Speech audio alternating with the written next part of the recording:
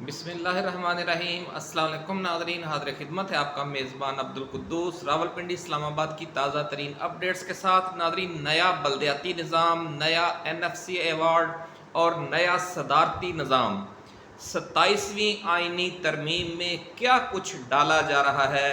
8वीं और 18वीं आइनी तरमीम का इस दौरान बार बार जिक्र क्यों किया जा रहा है।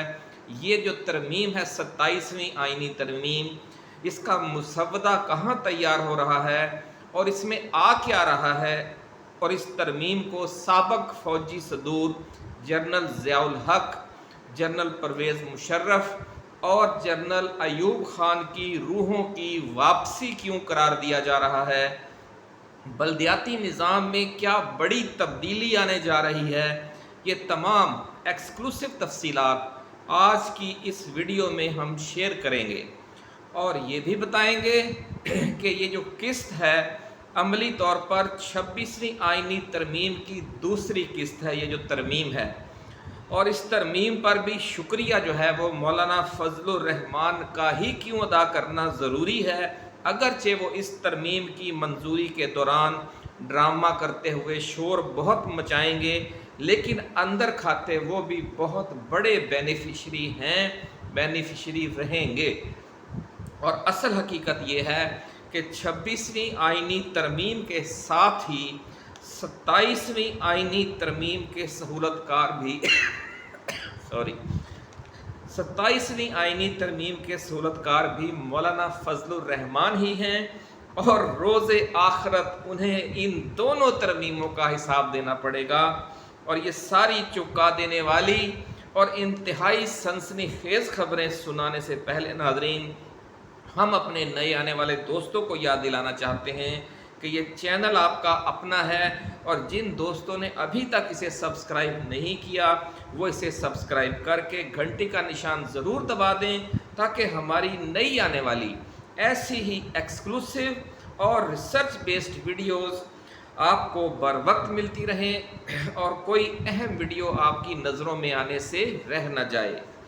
नाज़रीन कराम, दिलचस्प सूरत हाल ये है कि हर तरमीम की तरह ये आइनी तरमीम भी मंजूर तो अरकान पार्लियामेंट ने करनी है, लेकिन ना अरकान कौमी असम्बली को इस तरमीम का कुछ पता है और न ही सेनेटर्स के इल्म में है कुछ। बल्कि ये तक कहा जा रहा है कि जो मुतल्लका हुकूमती वज़रा और हमारी काबीना है वो भी इस तरमीम की असल हकीकत से बिल्कुल बेखबर है और जो भी खबरें निकल रही हैं वो कहीं और से निकल रही हैं और हम तक भी कहीं और से ही पहुंची हैं। क्योंकि ये तरमीम जो है न तो वजारत कानून में तैयार हो रही है और न ही कानून व इंसाफ की जो पार्लियामेंट की स्टैंडिंग कमेटियां हैं सेनेटर कौमी असम्बली की, न उनमें ये तरमीम तैयार हो रही है। बल्कि ये जो तरमीम है ये 26वीं आइनी तरमीम की तरह GHQ की जैग ब्रांच में तैयार की जा रही है और वहीं से खबरें बाहर निकल रही हैं। क्योंकि इस वक्त नाज़रीन जब 26वीं आइनी तरमीम मंजूर की गई वो भी जैग ब्रांच में ही मंजूर की गई थी, लेकिन उस वक्त इशू ये था कि उस वक्त हुकूमत के पास मतलूबा 2/3 अक्सरियत नहीं थी।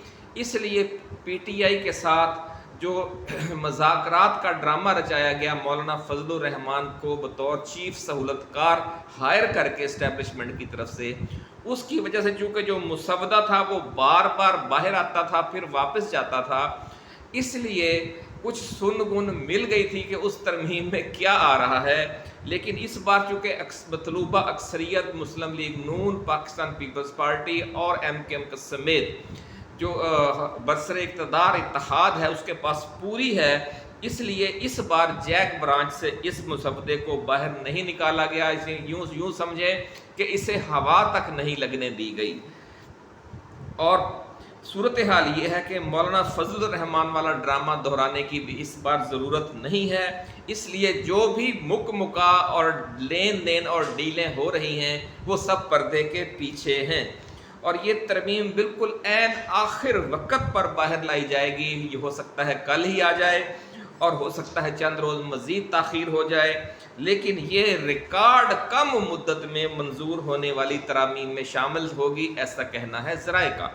ناظرین اکرام، ذرائع کا دعویٰ ہے کہ 27ویں آئینی ترمیم کا فیصلہ 26ویں ترمیم کی منظوری کے دوران ہی کر لیا گیا تھا، اور اصل 26ویں ترمیم کے کچھ حصوں کو پیپلز پارٹی کے ساتھ بارگیننگ میں تاخیر کی وجہ سے دوسری قسط میں رکھ لیا گیا تھا۔ دوسرا یہ بھی طے کر لیا گیا تھا کہ 26ویں ترمیم کے ذریعے طاقت حاصل کر کے حکومت سپریم کورٹ کو بھی مینج کر لے گی اور پارلیمنٹ میں بھی اپنی 2/3 اکثریت مینج کر لے گی۔ پھر 27ویں ترمیم کو 26ویں ترمیم کے ادھورے ایجنڈے سمیت منظور کروا کر پورے سسٹم میں بنیادی تبدیلیاں لے آئے گی۔ بنیادی تبدیلیاں لانے کا فیصلہ بہت پہلے ہو چکا ہے، ایسا کہنا ہے جیک برانچ ذرائع کا۔ اس ترمیم کے ذریعے جو اب آ رہی ہے، 3-4 بڑے بنیادی کام ہونے جا رہے ہیں۔ ایک تو صدر کے اختیارات میں بڑا اضافہ ہونے جا رہا ہے، اور صدر کا عہدہ بھی طاقتور ہونے سے 8ویں ترمیم کی یادیں تازہ ہو جائیں گی، ایسا کہنا ہے ذرائع کا۔ اور یوں محسوس ہوگا کہ ایوان صدر میں سابق فوجی صدور جنرل ایوب خان، جنرل ضیاء الحق اور جنرل پرویز مشرف کی روحیں واپس آ گئی ہیں۔ ذرائع کا یہ بھی دعویٰ ہے کہ آئین میں کوئی ایسی تبدیلی بھی متوقع ہے کہ جس کے تحت یا تو باوردی جرنیل صدر منتخب ہو سکتا ہوگا، یا پھر ریٹائرمنٹ کے بعد صدارتی الیکشن لڑنے کے لیے جو 2 سالہ مدت ہے، یعنی 2 سالہ مدت کی پابندی ہے کہ کم از کم 2 سال اس کی ریٹائرمنٹ کو گزر چکے ہوں تو وہ صدر کا یا کوئی بھی الیکشن لڑ سکتا ہے، تو یہ پابندی ہٹا لی جائے گی۔ ان میں سے 2 میں سے ایک کام لازمی ہونے جا رہا ہے۔ اس آپشن کے تحت ترمیم کے بعد صدر آصف علی زرداری خرابی صحت کی وجہ سے استعفیٰ دے دیں گے، ایسا دعویٰ ہے ذرائع کا، اور جنرل عاصم منیر کو پاکستان کا نیا صدر منتخب کر لیا جائے گا۔ ذرائع کا یہ بھی دعویٰ ہے کہ اس دوران نیا آرمی چیف بھی آ سکتا ہے۔ یہی وجہ ہے کہ آئینی ترمیم 28 نومبر سے پہلے لائی جا رہی ہے، حالانکہ 1-2 ماہ مزید تاخیر بھی کی جا سکتی تھی، لیکن اس کا اس خاص وقت میں لایا جانا یہ ظاہر کر رہا ہے کہ اس کے پیچھے آرمی چیف کی جو تقرری ہے وہ ایشو بھی حل کرنا مقصود ہے۔ ناظرین اکرام، صدر کو افواج پاکستان کے سپریم کمانڈر کی حیثیت سے فوجی سربراہوں کے تقرر کا اختیار بھی دے دیا جائے گا اس ترمیم کے تحت، اور وہ کسی بھی فوجی سربراہ کو مقرر بھی کر سکیں گے، برطرف بھی کر سکیں گے، اور برطرفی کے بعد فوری نئی اپوائنٹمنٹ بھی کرنے کا اختیار رکھتے ہوں گے، ایسا کہنا ہے ذرائع کا۔ یوں ایوان صدر ایک طویل وقفے کے بعد بہت پاورفل ہو جائے گا۔ صدارتی اختیارات میں توسیع کے ساتھ ساتھ صدر کے انتخاب میں بنیادی جمہوریتوں یعنی بلدیاتی اداروں کو بھی کردار دینے کی تجویز ہے، جس طرح صدر ایوب خان کے زمانے میں تھی۔ اگر ایسا ہو گیا تو پھر کسی سیاسی شخصیت کے صدر منتخب ہونے کا راستہ مکمل طور پر بند ہو جائے گا، کیونکہ ملک کے 100 سے زائد اضلاع کو deputy commissioners, D P Os اور بلدیاتی سربراہوں کے ذریعے مینج کرنے کی طاقت صرف اور صرف اسٹیبلشمنٹ کے پاس ہوگی۔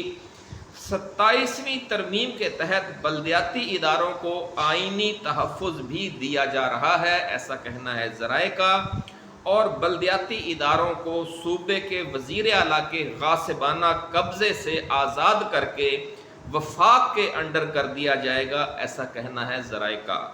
اس کا فائدہ یہ ہوگا ناظرین کہ پورے ملک میں ایک ساتھ بلدیاتی الیکشن کروائے جا سکیں گے، اور کوئی صوبہ ان انتخابات کو ملتوی کر کے بلدیاتی اداروں کے کھربوں روپے کے فنڈز چند بڑے شہروں پر خرچ نہیں کر سکے گا۔ اس حوالے سے یہ ترمیم خوش آئند قرار دی جا رہی ہے۔ ایک اور ترمیم یہ بھی لائی جا رہی ہے ناظرین کرام کہ NFC ایوارڈ میں بڑے پیمانے پر تبدیلی کر دی جائے گی۔ ملک کا قرضہ چونکہ بہت بڑھ گیا ہے، اس لیے وفاق کے حصے میں 2 سے 5% اضافہ کیا جا سکتا ہے۔ دوسری بڑی تبدیلی یہ لائی جا رہی ہے کہ ضلعی حکومتوں یا بلدیاتی اداروں کو NFC ایوارڈ کے ذریعے وفاق سے براہ راست فنڈز ملیں گے اور بلدیاتی اداروں و اضلاع